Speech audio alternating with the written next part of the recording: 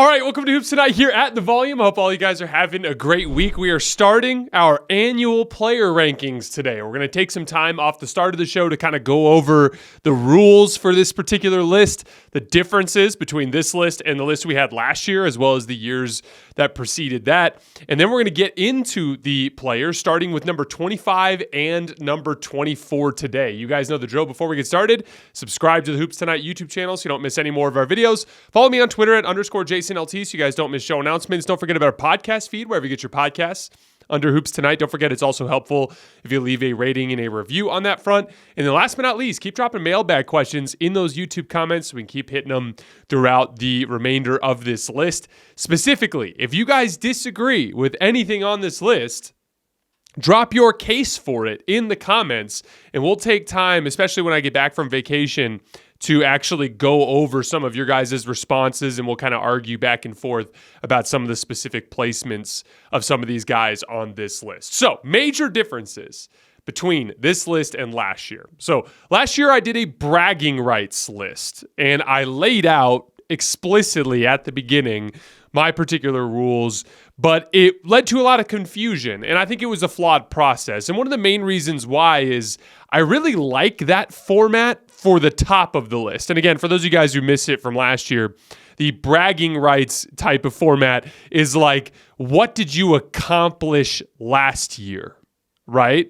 Whereas an in a vacuum kind of list is more of like, if I was drafting a team, irrespective of any circumstances that actually exist in the NBA today, if I was drafting in a vacuum players to build a team for this upcoming season, that's a totally different perspective than who had the most successful previous season, right? And so while I like that format for the top, because I like having like a real bragging rights type of champ, it really leads to some problems down the line. And while I really believe that winning has to mean something, and that's why we need a bragging rights list, I don't think it makes sense after we get past the top. So like great example last year is like Luka, right? So like I've consistently in a vacuum had Luka as a top 5 player, but he had a really rough year last year. Not only did his team miss the playoffs, but it was a tough end of the year for him. He wasn't playing good basketball, especially on the defensive end of the floor, right? And so that's one of those things where that's not an appropriate way to really categorize the fact that like sometimes you could just have a bad year and everything can go wrong. And while it might mean that you don't have the bragging rights, it's just tough to kind of quantify all of that in a list. So the way we're going to address that is we are going to have an in a vacuum list.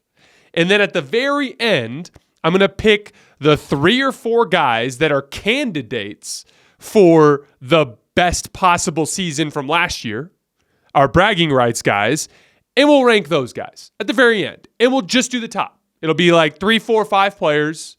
You know, it'll be like, you know, is it Jason Tatum, the guy who was the best player on the Celtics most of the year and won the title? Was it Luka Doncic, who took his team to the finals? Was it Nikola Jokic, who won MVP? Like, we'll take a list of those guys, a very short list at the top, and we'll rank them for a bragging rights list at the very end. But for our actual top 25 players list this year, we're going to do it purely in a vacuum.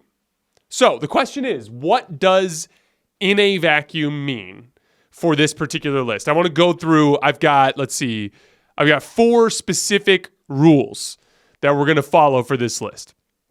Rule number 1, it is completely irrespective of any team circumstances from last year. So if your case for a player is, but so-and-so won a lot of games, that's a team accomplishment. We're going to specifically be looking at how does this player contribute personally to the success of his team within the context of, like, if I was building a roster from scratch, right? So again, don't think of this purely as a reward for success from last season. That's what we're going to use our bragging rights list for. Secondly, how would you build a team? How easy would it be to build a championship contender around this player from scratch? So like, what responsibilities does he fulfill? Can he create shots in the half court at high volume? Can he anchor a high-level defense? Can he guard opposing superstars?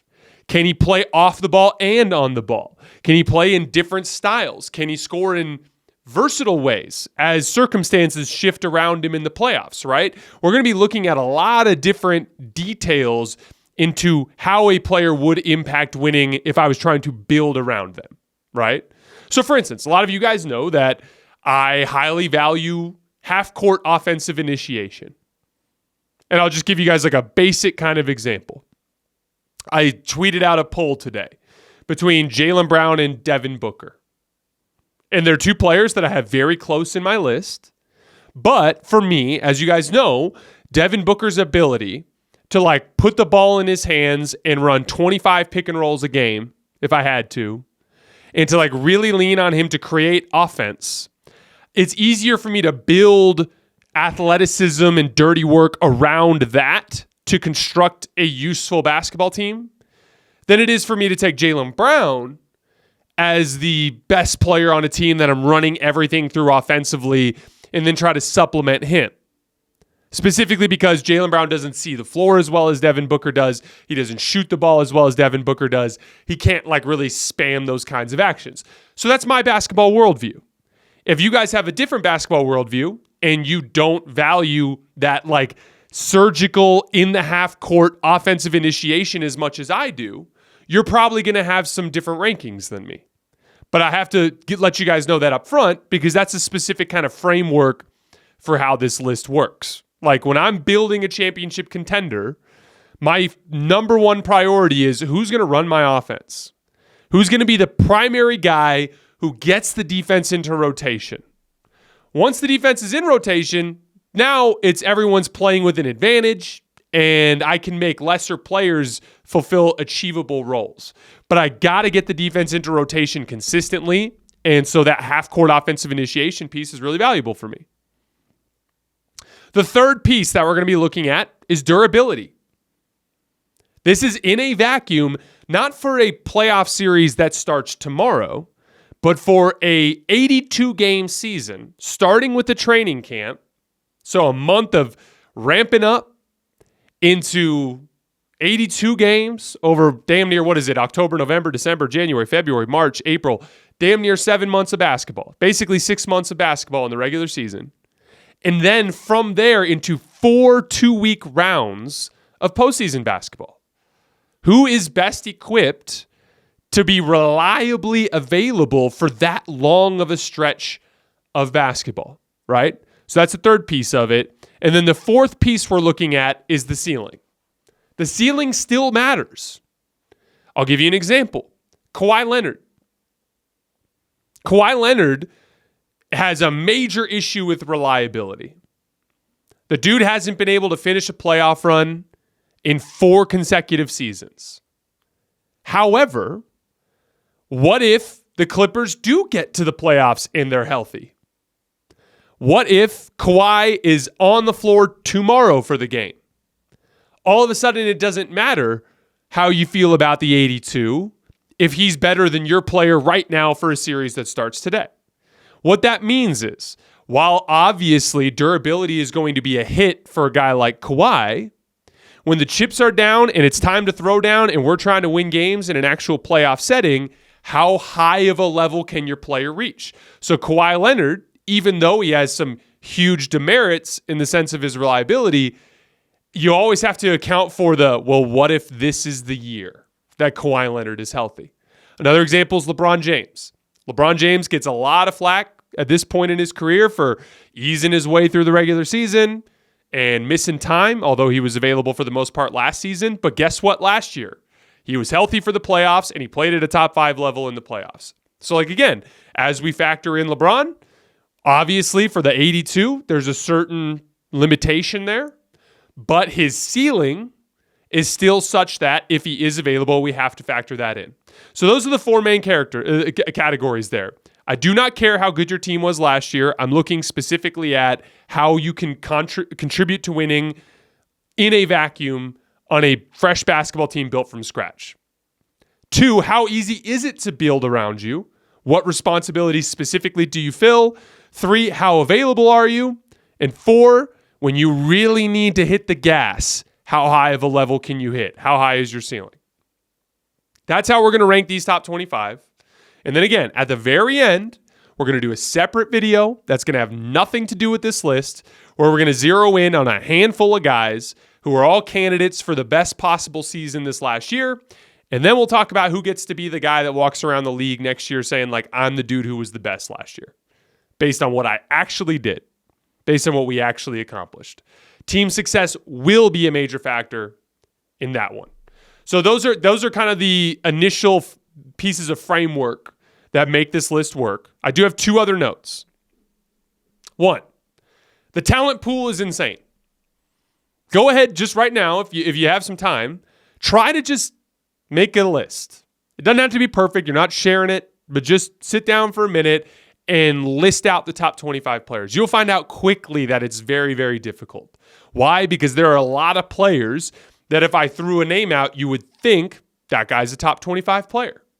In fact, I started at when I began this process, my preliminary list of candidates, the guys were like, I basically just treated it as like, if I looked at this guy and someone said, hey, I have this guy in my top 25, it's like passable. Meaning like there's a defensible case for this player to be one of the top 25 players in the NBA. My preliminary list was 45 players long. So there were 20 guys that reasonably could be considered top 25 guys who didn't make my list. I'll give you guys one example. Paul George. Paul George is a guy that was clearly in the top 20 for me last year, and a guy that I think the majority of people would think, like if I said, oh, Paul George is top 25 player, you'd be like, yeah, sounds right? Like it's Paul George. He's top 25 player. But I had him just outside of my top 25 because the league is just incredibly stacked with talent. That said, there's not a large gap. Like Paul George is not substantially worse than the guy that I have ranked at 25. It's a small gap because of how talented all these guys in that list of 45 are. And by the way, I'm going to read the full list of 45 here shortly so that you guys can see my preliminary list. Point is, there will be a lot of guys that could be top 25 players that won't make this list. So just be prepared for that. And the same goes for the top of this list. I have a guy outside of my top 10 that I never in a million years would have thought that I'd be ranking him outside of the top 10 in this list. But I think there are 11 players that are kind of in that tier, and somebody has to be cut. And I literally can't make the case for him over anybody above him. That's not a product of that player not playing at a top 10 level. That's just the reality of how much talent there is at the top of the league. And that's my last note. We are splitting hairs here, guys. I have 4 tiers for the list. I have top tier superstars. These are the perennial MVP candidates. Like I expect for multiple years to come, they will be in the MVP voting race, like in that top 5 type of race for MVP. Then I have my second tier superstars. These are the guys that are not in the MVP race, but on any given night can play like one of those guys at the top of the league. They're just not as consistent and reliable every night, but on any given night, they can outplay or be better or as good as the dudes at the top of the league. Then I have my third tier stars. These are the last group of guys that can still be the best player on a championship team, but they need a ton of talent support to get there.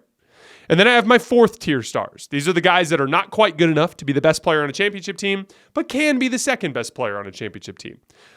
Within those tiers, the players are all bunched up on each other. So for instance, like the guy I have ranked 6th on my list is very close to the guy I have ranked 11th on my list. The guy I have ranked 18th on my list is very close to the guy I have at 25. Because within those tiers, they're very close. The actual tiers themselves, and I will explain them to you when we hit those breaks, the tiers themselves are meant to actually represent a gap. But within those tiers, they're very close. The point is this is up for debate. It's very subjective. And like I said in the intro, I want you guys to make the case for why you think I'm wrong in the comments. I'm recording these first few videos I'm recording before I go out of town for vacation.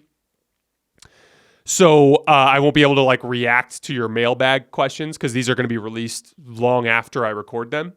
But when I get back in town on the 18th, we're only going to be a small portion of the way through this list. And one of my plans is after I hit whatever the next few players are, I'm going to go to basically a mini mailbag at the end where I bounce off of you guys and your disagreements. So if I say something in these player rankings videos that you guys disagree with, break it down, break down the basketball in the comments. I promise you, if you say, screw you, Jason, you're wrong, you're an idiot, I'm not going to respond. There's just nothing, there's no conversation to be had there. But if you say, hey, Jason, for instance, number 25 for me, if you disagree with that guy or you rank him outside, you say, hey, how do you have that guy above Paul George? Break it down for me. Explain the basketball, and we'll talk about it. And we'll talk about it in our mailbag sessions when I get back from vacation. All right, this was my preliminary list. These were the 45 guys that I considered for the top 25 players in the league list. These are not in order.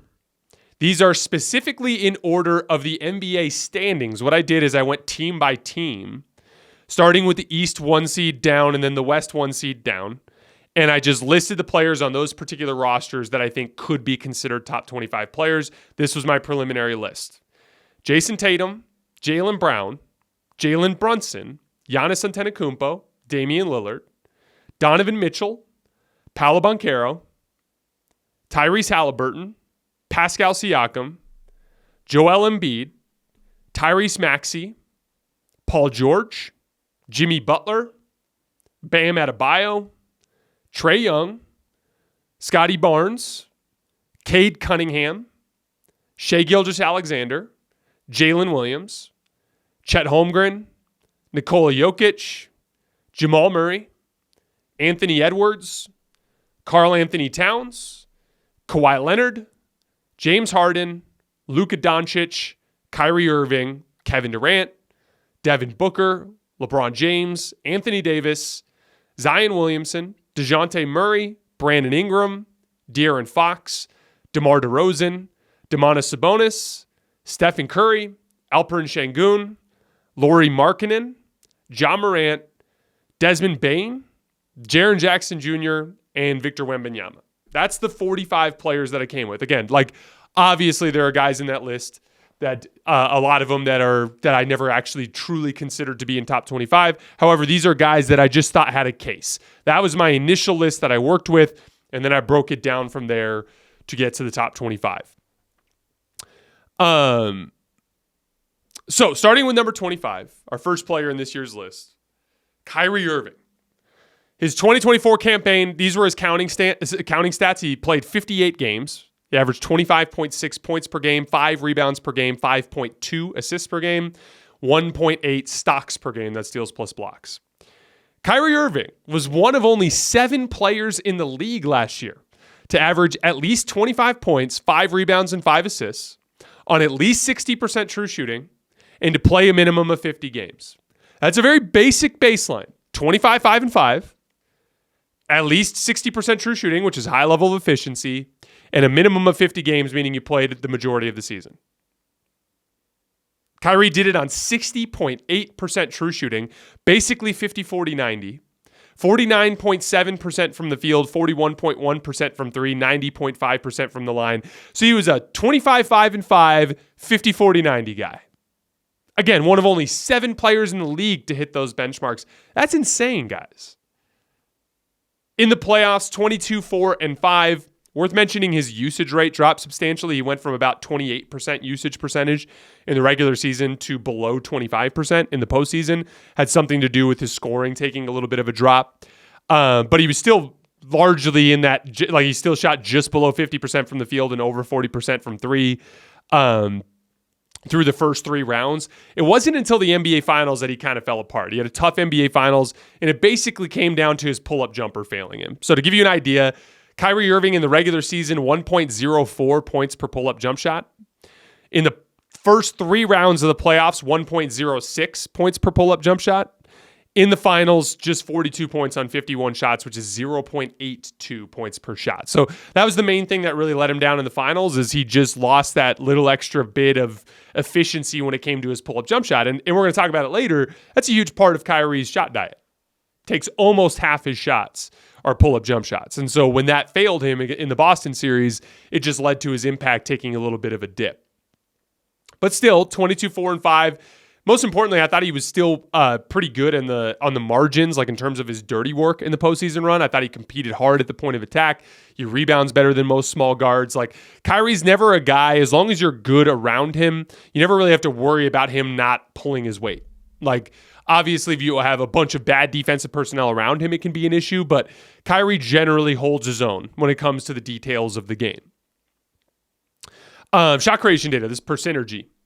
In pick and roll, 1.02 points per possession, including passes for Kyrie. That was in the 69th percentile, so he's one of the better pick and roll players in the league. ISO, 1.03 points per possession, including passes. That was 68th percentile. He also, we're going to do high volume lists. Remember, this is what we did last year. If you're over 1,000 pick and rolls, you're in the high volume list. If you're over 250 ISOs, over 250 post-ups, you're in the high volume list. And I have Kyrie just over the minimum for ISOs. He at 1.03 points per possession. It was 68th percentile league-wide, but he was 14th out of 24 players to run at least 250 ISOs. Excellent spot-up player. Converted spot-up possessions at 1.31 points per possession. That's insanely good. That's in the 92nd percentile around the league. His shooting stats. This is crazy. 1.3 points per catch and shoot jumper. That was 92nd percentile. He was 1.31 points per spot up possession. That was 95th percentile. So I undersold him in the spot up area a little bit. But shot the ball extremely well in catch and shoot situations. 1.04 points per pull up jump shot. That was in the 79th percentile. His face up jab step jump shot, 1.18 points per shot. That was in the 84th percentile. He shot 55% on floaters. He took almost 2 of them a game. And he shot 61% at the rim, which is insanely good for a small guard. So to put it simply, last year Kyrie was one of the best shot creators in the game. And as we mentioned, he was one of only 7 players to hit at least 25 points, 5 rebounds, and 5 assists on at least 60% true shooting in at least 50 games. The other guys on that list are all big shots. Anthony Edwards, Nikola Jokic, Luka Doncic, LeBron James, Shai Gilgeous-Alexander, and Giannis Antetokounmpo. That's some quality company there for Kyrie Irving in terms of what he did as an offensive initiator this year. He's a better playmaker than he gets credit for. He had a 2.82 assist-to-turnover ratio. He was one of only 12 players in the league last year to post a usage percentage over 25% and an assist-to-turnover ratio over 2.5. Over 2.5. So, like, a much better playmaker than you would think for Kyrie Irving, right? And he was one of the most efficient high-volume scorers in the league as well. So this is a guy that, I think he's gone under the radar because of his past, but he's still just like in the short list of the best offensive players in the league and brings a ton of value, as you saw, as the second best player on a team that made it within 3 wins of an NBA championship last year. I was really impressed by his versatility. Like I said, he rebounded. It was over 5 rebounds a game last year in the regular season. He defended better than most small guards at his position. People will point to his rough NBA finals as like the reason that Dallas lost, but that's not, in my opinion. Like, Luka was just as destructive to their defense as Kyrie Irving was to their offense. And the real problem, in my opinion, that broke down that Dallas attack was they didn't have a role player who they could count on to defend, but also hit above the break threes, which played perfectly into the schematic approach that Boston had, which was essentially conceding those above the break threes to their role players who couldn't make them. I thought it was a roster issue. I didn't think Luka and Kyrie were could they be better? Yeah. Luka needs to be better defensively. Kyrie needs to be more reliable as a scorer in those settings. But the main reason they lost was that inability to space the floor above the break and how Boston kind of capitalized on that. Kyrie's weaknesses. His health. I have 3 of them down. The health piece, he played more than 60 games just once since leaving Cleveland. Just 58 last year. You can basically book Kyrie to miss 1 out of every 4 games, so that's obviously an issue. He's undersized. His impact as a rebounder went down a level in the postseason after the athleticism and effort ramped up. He went from 3.6 attempts per game in the restricted area in the regular season to just 2.8 in the playoffs. That's a sizable reduction there. It's basically 25%. And then he's still a bit reliant on pull-up shooting. So he attempted 18.1 shots per game in the postseason. 8.6 of them were pull-up jump shots. So that's basically half. And that's how it should be, given his skill set and how big he is. And he's one of those guys. This is not like Anthony Edwards or Jason Tatum last year in the regular season where you're like, dude, why are you taking so many of these? You're not hitting enough of them. He got well over a point per possession on those pull-up jump shots. So he needs to take them, but as we know, and this is just how it leads to where he is in the rankings, despite being one of the better offensive initiators in the league, he's way down at 25. And a big part of that is he's undersized, so he's relying on his pull-up jump shot a lot. And when you rely on your pull-up jump shot, that leads to a lot of variance, and he went cold in the finals. And that ended up impacting him quite a bit. So in summary on Kyrie Irving, still on the short list of guys who are good enough to be the second best player on a championship team. He's one of the best offensive initiators in the league still. He competes in the dirty work areas of the game, which makes him easy to build around. He's an excellent off-ball scorer, making him even easier to build around. And by all accounts, he's been an excellent locker room guy in Dallas now that he has his financial future set up, which is why in this current version of our NBA player rankings, I have Kyrie Irving ranked at 25.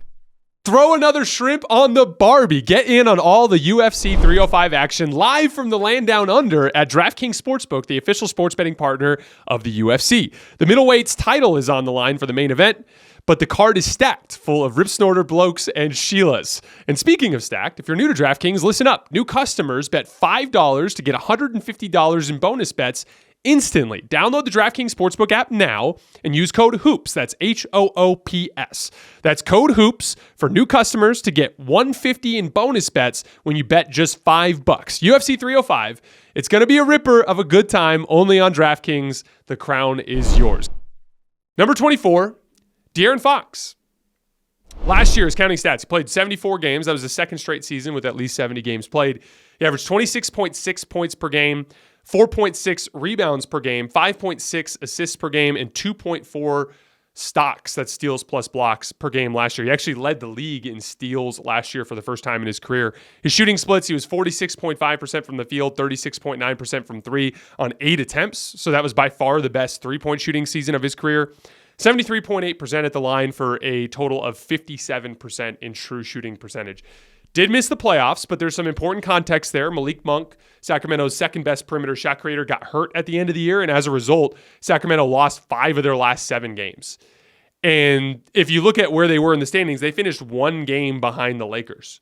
So had they won 1 of those last 7 and then gone 3-4 instead of 2-5, they would have ended up hosting the Lakers in that second playoff game or play-in game. And they had the Lakers number all season, especially at home. So like I in all likelihood, if Malik Monk doesn't get hurt, there's a much better chance that the Kings just get in. Like obviously, like LeBron AD single game setting, maybe they overpower him. But I look at it in a more encouraging sense. De'Aaron Fox has been the best player on his team, the primary offensive initiator, on a team that has a terrible defensive front court, which makes it way difficult to win in the modern NBA. Second best perimeter shot creator is the guy who comes off the bench for them. And they won 48 and 46 games in the last 2 seasons in a jam-packed Western Conference. So like I'm more of this is a great example of what we were talking about at the very beginning when I was going through the intro and just some of the rules. Don't pay attention to the team success piece when it comes to De'Aaron Fox here. He legitimately has carried the Kings to being a very good team. In a vacuum, he would be a higher contributing winner than what he has been in Sacramento on a team that isn't really set up to compete in the NBA. Again, De'Aaron Fox is an example of a guy last year on my more bragging rights format that he would have suffered and he would have potentially fallen out of the list entirely. But I don't want to do it that way. I want to make sure that we acknowledge the realities of the surrounding supporting cast within the context of this list. I was generally even though we didn't get a playoff sample size from De'Aaron Fox this year, I was generally very encouraged by De'Aaron Fox's first playoff series last year against Golden State. I thought he was pretty impactful defensively when he wanted to be. I thought he could really beat people off the dribble and generate good shots. So I think he's going to be a good playoff player in the long run. So that's not something I'm worried about with him. Shot creation data per synergy. De'Aaron Fox, 1.01 points per pick and roll, including passes. He made our high volume pick and roll list. Again, minimum 1,000 possessions. He, out of 15 players that logged at least 1,000 pick and rolls, he ranked 11th in efficiency. ISO, 1.04 points per possession, including passes. That was in the 70th percentile. He also made our high volume list, minimum 250. He ranked 13th out of the 25 players to log at least 250 ISOs. In terms of his shooting stats, he added a semi-reliable pull-up 3 this season. That was the major development. So 2 years ago, 59 makes on off the dribble threes, just 30%. This year, 120 makes, 36%. So a substantial leap for De'Aaron Fox as a pull-up three-point shooter. Pretty good catch and shoot player, not great though, 1.08 points per shot. Really good when he was wide open though. He shot 46% field goal percentage on unguarded catch and shoot jump shots. His overall pull-up shooting, 40% field goal percentage, 49% when you weight it for threes, 0.98 points per shot. Still not where he needs to get to, but a really big step in the right direction for De'Aaron Fox.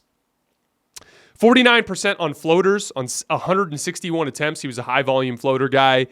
Again, took a lot of them out of like Euro steps where he'd like drive into the lane and almost like slow himself down on a Euro and then get to that little left-handed floater. Shot 63% at the rim, which is solid for an athletic guard like him. Like freaky athletes like him, I like prefer above 65%, but that's still pretty good. Nothing to freak out about. His biggest weakness is he's an ineffective off-ball player.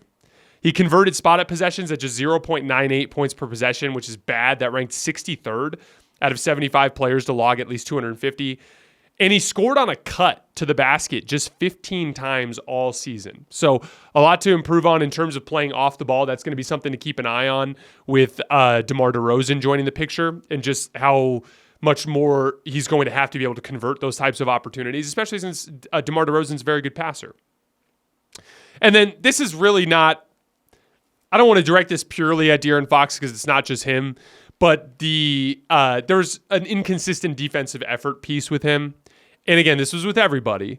When the Kings wanted to be, they were a very good defensive team because they had all of this speed, especially on the perimeter.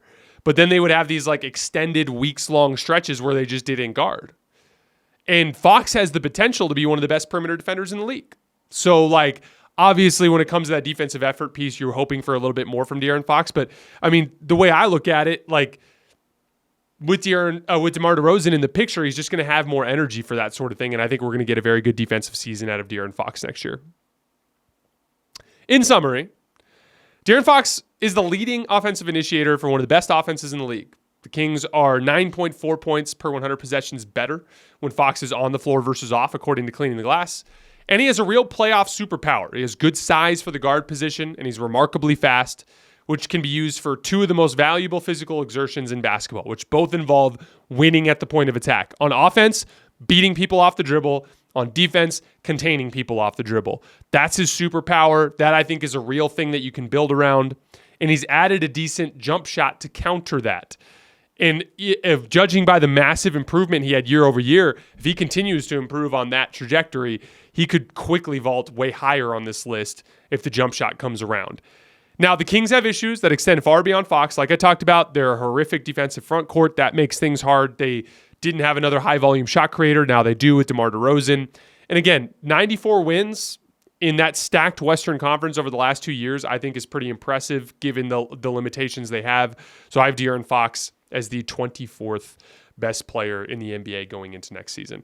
All right, guys, that is all I have for round one of our player rankings. In our next video, we'll be hitting a few more guys, probably 3 or 4 guys in the next video that'll be coming out within the next couple of days. As always, I sincerely appreciate you guys for supporting the show, and I'll see you guys then.